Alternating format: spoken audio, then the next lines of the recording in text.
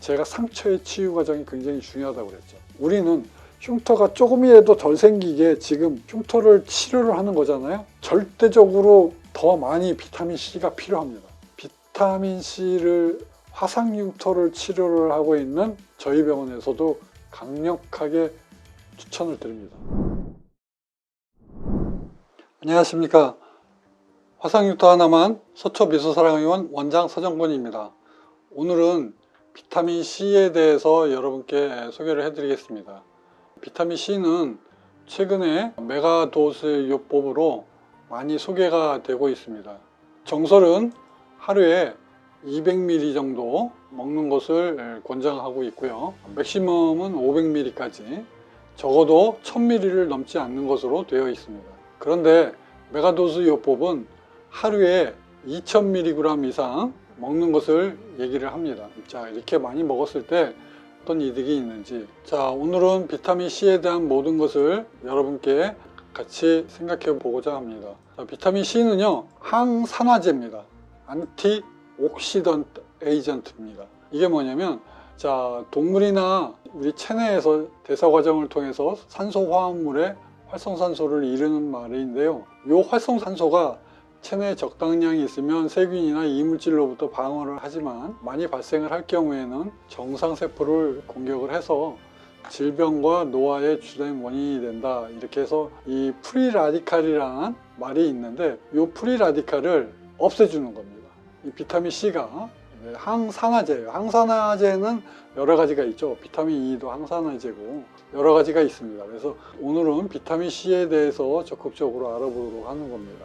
이 비타민C가 그러면 어떤 작용을 하냐? 우리 몸에서 필수적인 역할을 합니다. 우리 몸에서 코팩터, 그러니까 보조 효소로 작용을 하는데요. 특히 비타민 B군에서 코팩터로 많이 작용을 합니다. 비타민 B군에서 폴릭액시드를 아주 활성화시키는데 필수적으로 비타민C가 필요합니다. 그리고 피부에서도 비타민C가 필수적이에요. 뭐가 필수적이냐? 각질 세포가 있습니다. 케라티노사이트.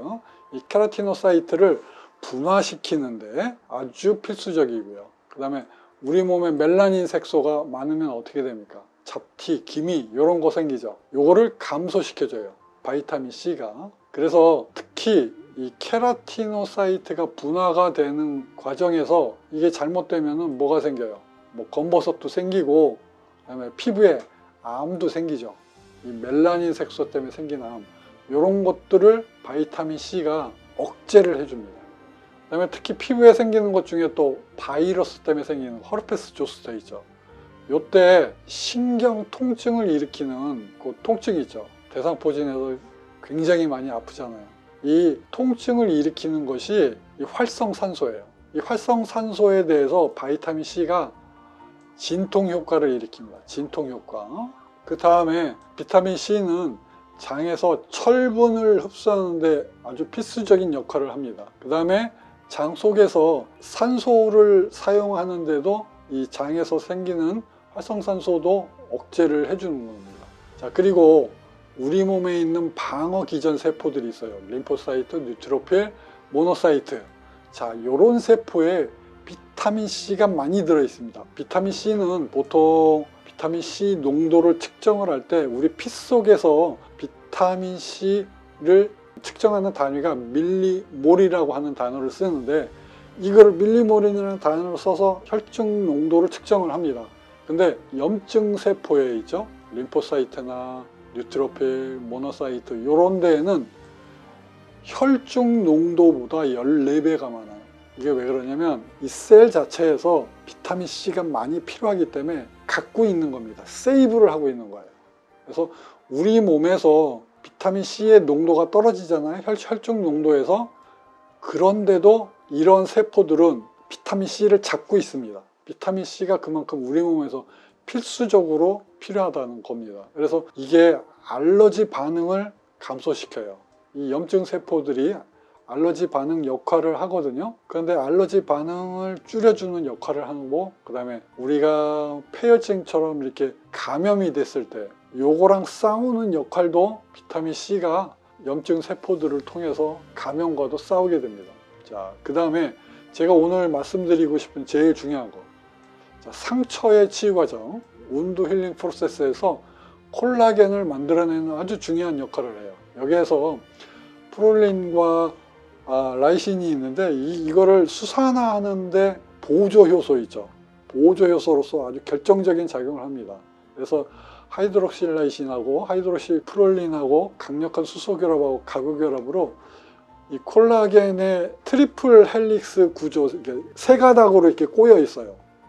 그래서 이렇게 꼬여 있는 안정화 작업에 필수적인 역할을 하는 겁니다. 이게 무슨 뜻이냐면 상처의 치유 과정에서 단백질 구조를 안정적으로 만들어냄으로써 이게 찢어지지 않는 강도를 만들어내는 겁니다. 그래서 이 과정이 잘못되게 되면 스카가 많이 생겨요. 그래서 상처 치유 과정에서 흉터를 얼마만큼 덜 만들어내느냐, 자, 이 과정이 바이타민 C가 굉장히 중요한 역할을 하는 겁니다. 그 다음에 지방 대사 촉진을 해요. 잠을 자도 피곤하고 잠을 안 자도 피곤하고 밥을 먹어도 피곤하고 밥을 안 먹어도 피곤하고 맨날 피곤해서 힘들어하는 사람들, 지방 대사 촉진이 잘 안 되는 사람들, 특히 카르니틴이라고 하는 게 굉장히 중요합니다. 이 카르니틴은 자, 이런 과정을 거치는데요. 이게 라이신이 트리메틸 라이신으로 되고요. 자, 그 다음에 이 트리메틸 라이신이 베타 하이드록시 트리메틸 라이신으로 바뀌는데 여기에서 여기 철분하고 이 아스콜베이트, 요게 비타민 C예요. 아스콜베이트가 보조 효소로 이렇게 작용을 합니다. 그래서 이게 트리메틸 아미노뷰틸 알데하이드로 이게 바뀌게 되거든요. 그래서 이 과정에서 카르니틴으로 되는데 반드시 2단계에서 이렇게 아스콜베이트가 철분하고 같이 보조 효소로 이렇게 작용을 합니다. 이 과정에서 절대적으로 비타민 C가 모자랐던 사람은 어떤 얘기를 하냐면 안개가 거쳤다고 얘기를 합니다. 내 몸에서 안개가 거쳐서 몸이 너무너무 가벼워지고 에너지가 넘친다, 그런 말을 해요. 지방 대사에 있어서 굉장히 필수적인 겁니다.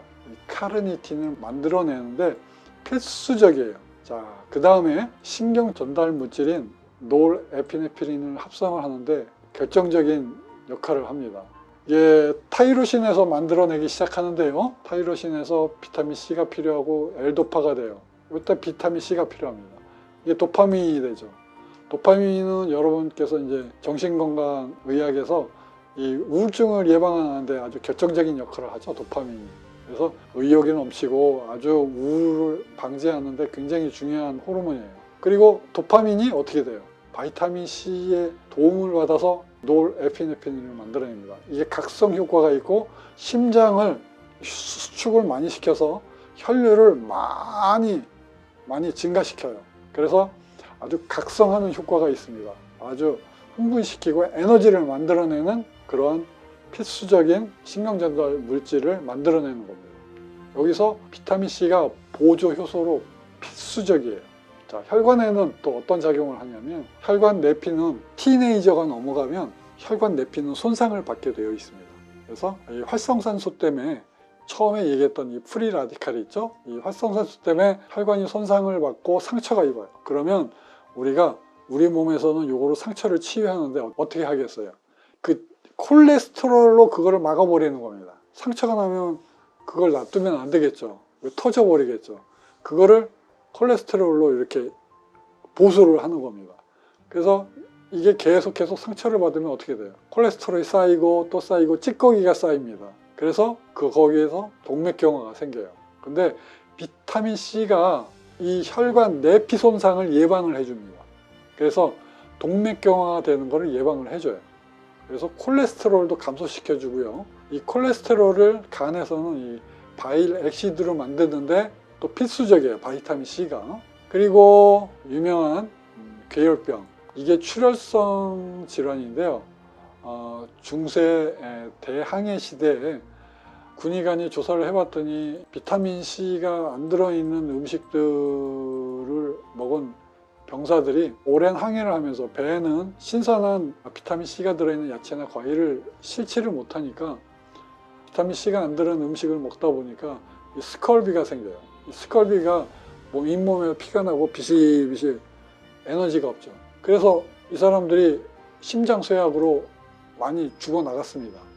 그래서 이때 제임스 린드라는 사람이 군의관이었는데 비타민 C를 먹이는 그 귤하고 레몬 같은 거 하루에 한 개씩 이렇게 주어서 먹는 용량, 그렇게 했더니 한쪽은 죽어나가는데 한쪽은 궤혈병이 생기지 않고 아주 건강하게 사는 겁니다.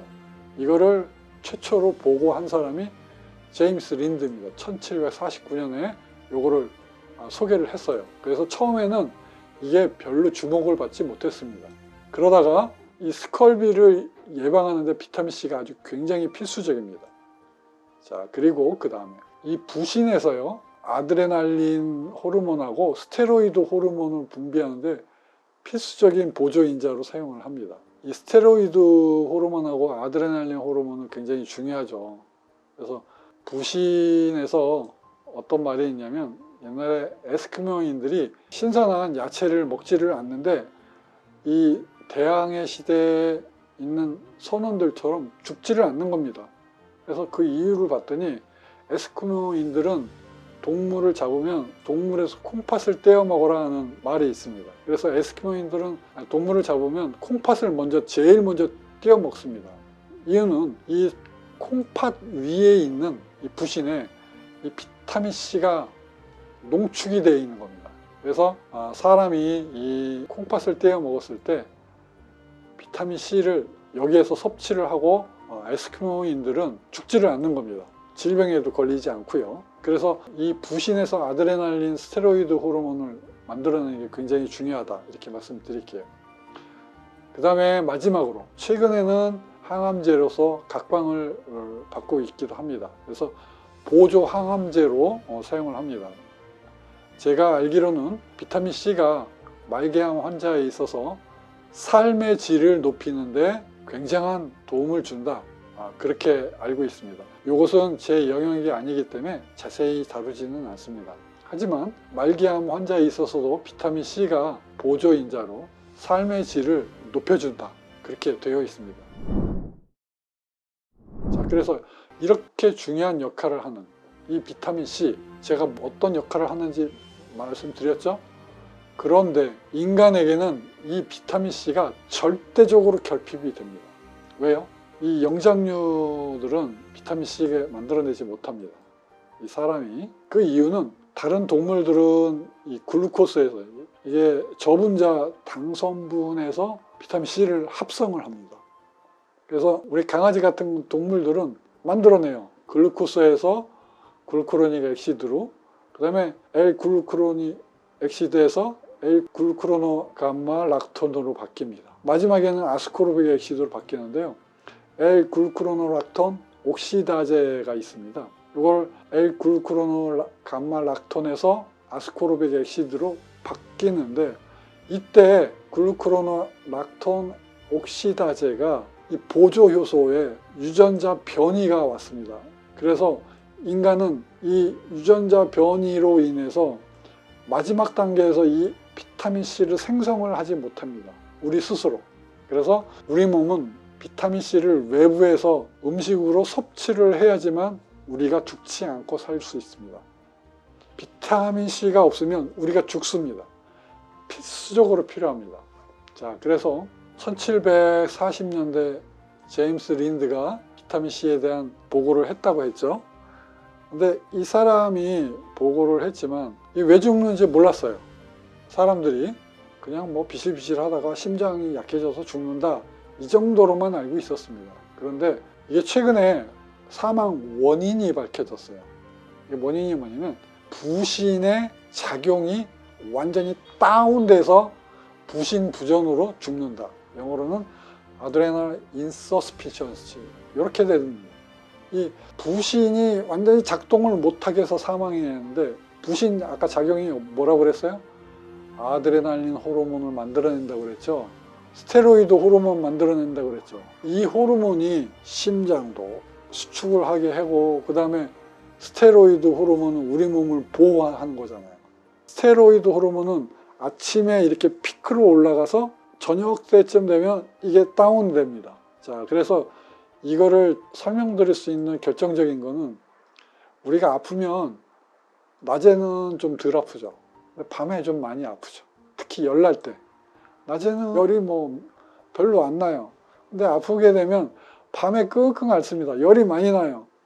특히 아기들이 그렇죠. 낮에는 멀쩡하다가 아프면 꼭 밤에 열이 그냥 막 올라갑니다. 왜요?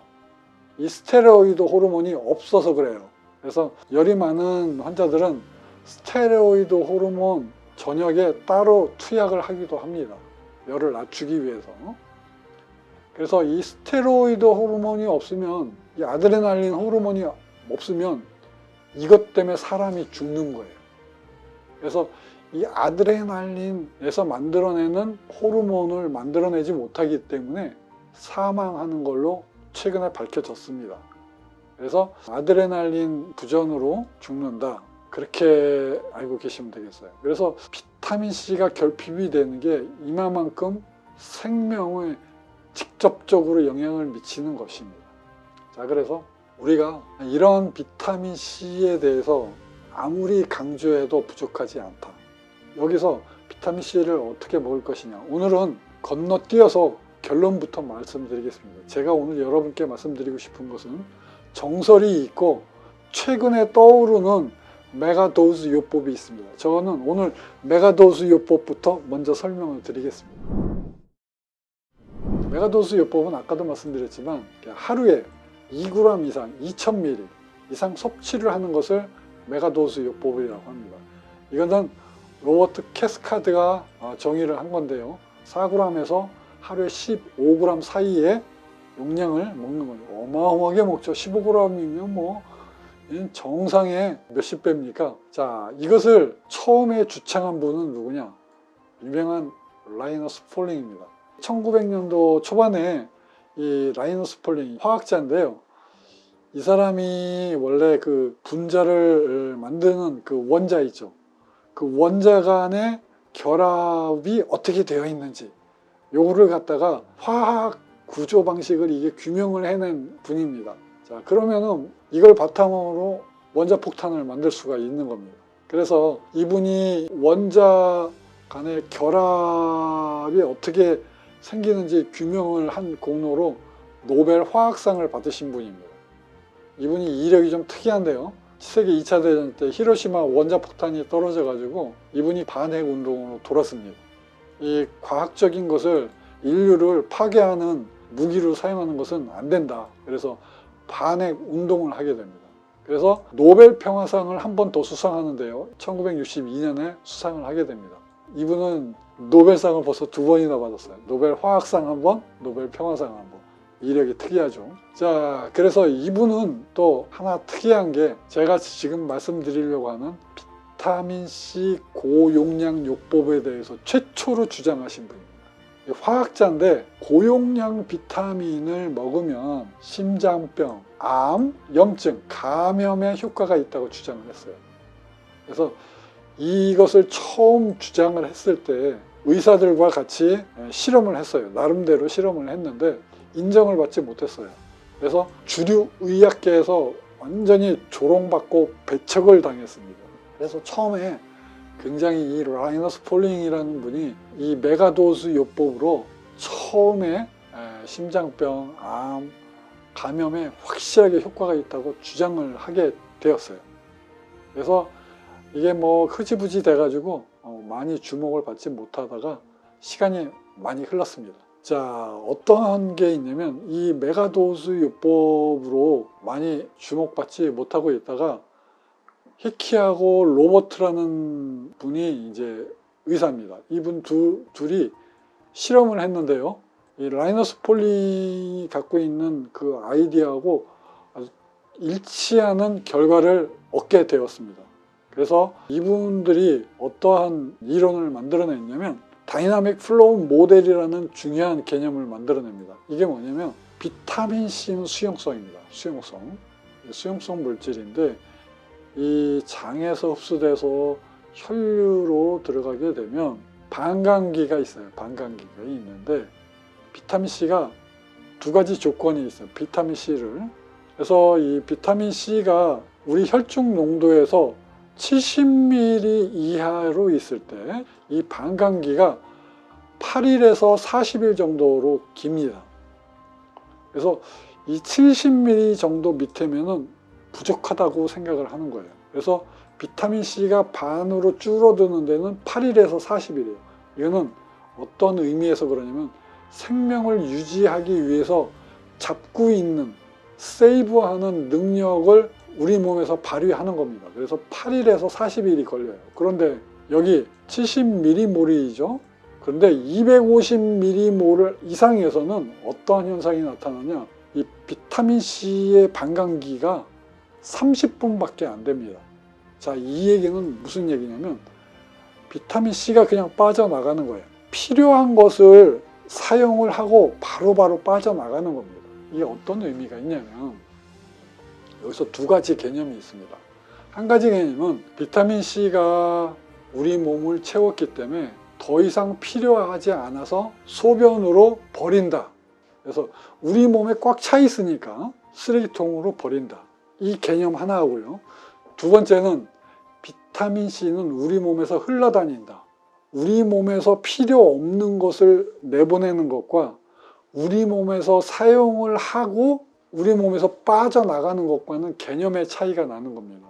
그러니까 어떤 거냐면 우리 몸에서 필수적으로 생명을 유지하기 위해서 필요한 건데, 예를 들어서 노화가 되죠. 질병이 생기죠. 이런 쪽에서는 필요한 것을 사용을 하면은 바로바로 배출이 되기 때문에 많이 더 필요한 겁니다. 이 저농도보다 70mm몰 이상으로 더 많이 필요하다는 얘기예요. 우리가 질병이 있고 아프고 하면 더 필요합니다. 그래서 사용하고 바로바로 빠져나가요. 그럼 더 보충을 해줘야 돼요. 그래서 이 70mm몰을 유지를 하는 것은 부족하다, 이렇게 얘기를 하는 겁니다. 우리가 생각했던 것보다 훨씬 더 많이 필요하다. 이게 다이나믹 플로우 모델이라는 겁니다. 그래서 이 개념은 굉장히 중요한 겁니다.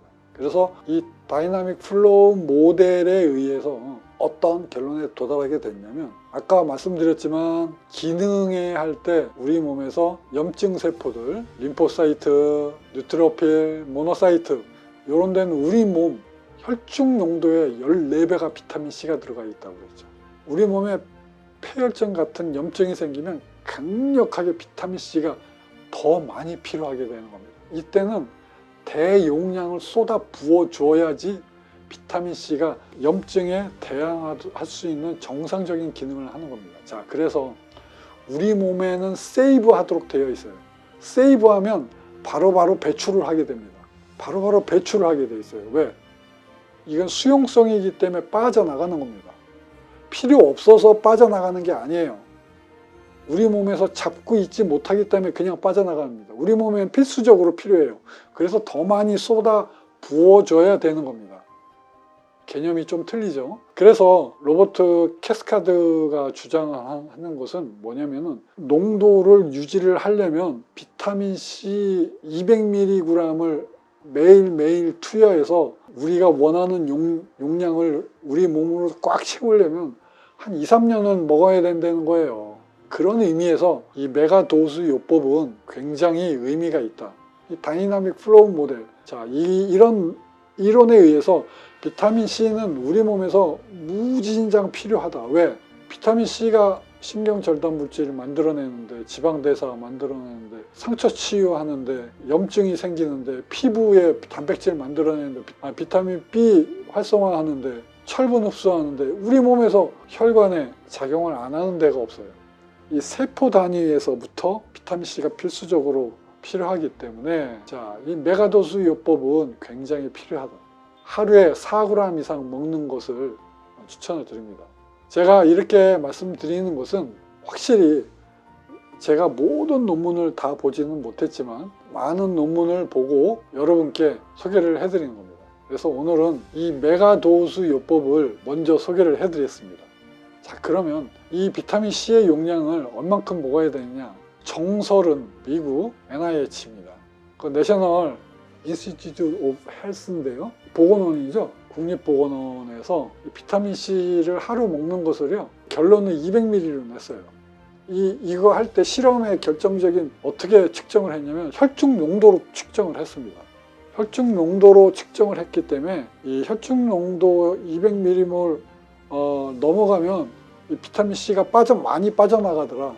이거를 갖다가 측정을 한 겁니다. 그러니까 비타민C가 빠져나오는 것은 그냥 배출이 되는 거예요. 우리 몸에서 잡고 있지를 못하기 때문에. 우리 몸은 더 많이 필요합니다. 필요한 이유를 제가 설명을 했죠.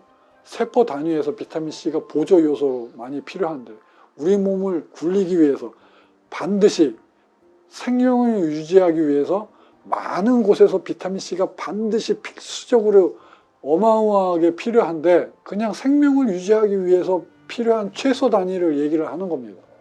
그런데 우리 몸에서 더 필요한 것을 얘기를 하려면 메가도스요법이 필요한데, 자, 국립보건원에선 혈중 농도에서 빠져나가는 기준으로 했기 때문에 최소한의 농도로 질병이 걸리지 않을 그것을 권장량으로 소개를 하는 겁니다. 그래서 한국영양학회에서도 하루에 75ml에서 100ml, 그 다음에 미국 보건원에서는 하루에 200ml 먹는 거, 그리고 최대 많이 먹어도 하루에 500ml 넘지 않는 거, 그리고 암만 먹어도 1000ml 이상은 안 된다. 1000ml 이상 먹으면 옥살레이트하고 유레이트가 우리 몸에서 만들어집니다. 이게 뭐냐면 돌멩이 만들어내는 거 있죠. 그 다음에 유릭액시드가 뭐예요? 통풍을 일으키죠. 자, 이거를 먹기 때문에 부작용이 있다 이렇게 얘기를 하는 겁니다. 그런데 제가 아까 이거 비타민C가 수용성이라고 그랬잖아요. 이 비타민C는 수용성이기 때문에 물 많이 드시면 아무 상관없습니다. 특히 비타민C를 메가도스로 먹을 때에는 뭐만 조심하면 되냐면 신장 결석이 나는 건 겨울에는 절대 안 일어나요. 대부분 여름에 일어납니다. 땀 많이 흘리죠. 그러니까 수분을 많이 섭취를 못해서 돌멩이가 생기는 거예요. 물론 돌멩이 만들어내는 경향이 있다고 쳐도 물을 많이 드시면 절대로, 비뇨기과 선생님들은 절대로 돌멩이 안 일어난다 그렇게 얘기를 합니다. 그러니까 비타민C를 많이 먹어도 옥살레이트가 많이 분비가 돼도 물을 많이 드시면 돌멩이 안 생겨요. 걱정하지 말고 메가도스를 하셔도 괜찮습니다. 그리고 이 비타민C는 산성이에요. 그래서 위가 좀 안 좋은 분들, 염증이 있으신 분들은 속이 쓰리다고 합니다. 그래서 이런 분들은 식사 중에 중간에 드시는 겁니다. 그래서 이 알약을 중간에 드시고 그 다음에 식사 끝나자마자 바로 비타민C를 드시면 되겠습니다. 그러면 속 쓰리는 거 없습니다. 자, 그리고 저 같은 경우에는 가루약을 먹습니다. 비타민C를 이게 봉지에 이렇게 가루약에 들었는데요. 이렇게 보시면 저 같은 경우는 요거를 먹고 있어요. 비타민C를 물에다가 타서 드시는 겁니다. 그러면 속 쓰리는 사람도 먹을 수 있어요. 제가 위암 수술 때문에 제가 위 전체를 떼어냈어요. 그래서 이렇게 생긴 거 요걸 500cc에다가 물에다가 타 드시면 됩니다. 그러면 요거를 꾸준히 먹는 겁니다. 요게 이제 나온 건데 요게 3000mg이에요. 그러면 요거 하나만으로도 메가도스 요법에 근접을 하는 거죠. 네. 그래서 요거를 조금씩 물로 섭취를 하는 겁니다. 물로 섭취를 하시면 좋습니다. 그러면 물을 따로 많이 안 먹어도 되고, 그 다음에 속 쓰리지도 않고 부작용도 줄이고 그렇게 되겠습니다. 그래서 이렇게 비타민C 이렇게 분말로 되어 있는 것을 먹는 것을 추천합니다. 또 그리고 저 알약은요, 이 정제를 따로 만들어내는 과정을 만들어서 이 타블렛으로 정제로 만들어내는 겁니다. 거기에 이걸 코팅을 하는 걸 해요.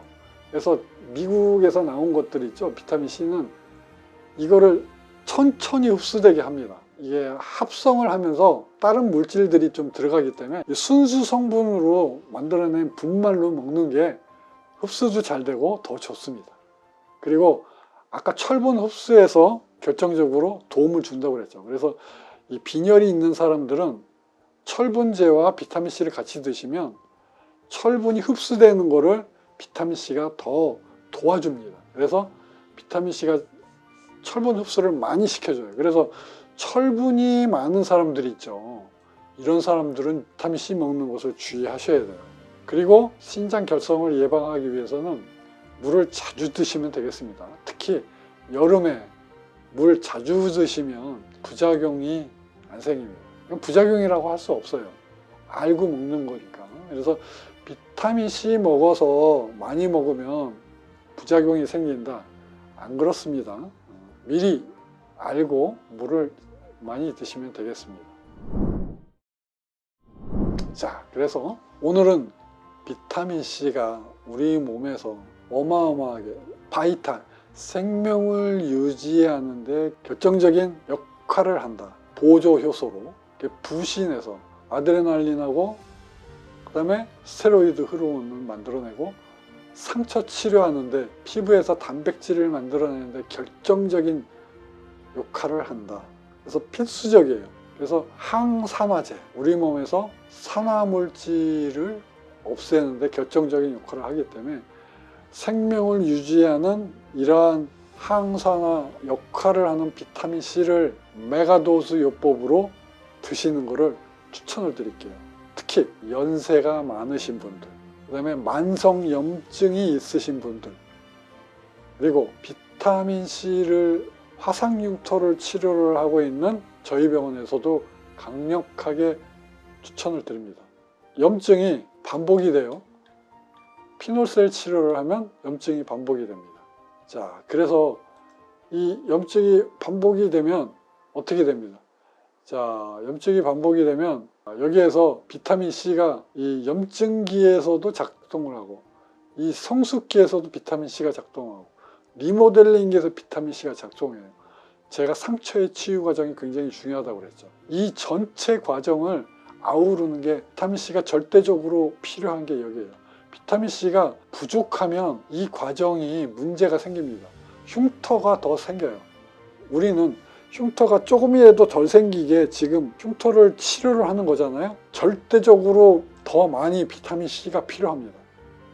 비타민 C가 절대적으로 많이 필요하는 거는 정상적으로 질병이 걸리지 않을 만큼 우리 몸에서 적당하게 먹으면 절대로 효과를 못 봅니다. 메가도스 요법으로 해야 돼요. 자, 이것이 오늘 제가 여러분께 추천드리는 비타민 C 메가도스 요법에 추천을 드리는 영상을 오늘 찍어봤습니다. 자, 여러분, 건강에 이상이 없다 하시는 분들도 비타민 메가도스 요법을 하시면 에너지 넘치고 활력 있는 생활을 하실 겁니다. 인생의 질이 높아질 것입니다.